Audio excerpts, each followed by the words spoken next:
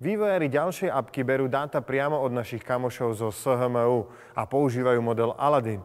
Ale čakať džina, ktorý vám splní 3 želania o počasí, je ešte stále trošku príliš.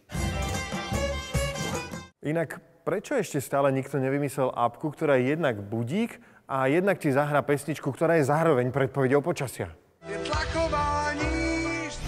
Apka SHMU App je už pre takých meteorologických fajnšmekrov, lebo je celá postavená na modeli Aladin a dátach zo SHMU.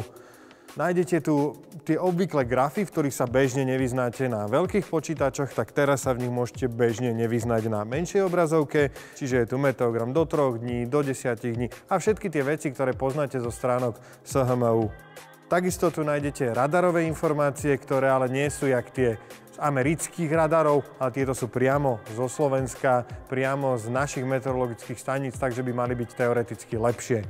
Ďalšou výhodou apky SHMU App je, že v nej nájdete naozaj každú jednu dedinu. Takže keď si chcete pozrieť, či bude zajtra o 10:30 večer v Bacuchu pršať alebo snežiť, v tejto appke to nájdete. Takou celkom srandovnou funkciou sú aj pozorovania. To je možnosť odoslať to, ako vy práve v tomto momente vidíte počasie na nejakom mieste. To znamená, urobíte fotku, napíšete, aká je teplota, napíšete, či fúka vietor a podobne a vaša informácia s fotkou sa zobrazí na mape. Prosím vás, nerobíme si holé selfie, ale fotíme počasie, hej. Meteorológia je vážna vec. Aplikácia SHMU App je dostupná pre Android a pre iOS existuje aplikácia iSHMU. Obidve sú zdarma. Dali ste si do sandál dvojoponožek a aj tak sa vám stala nejaká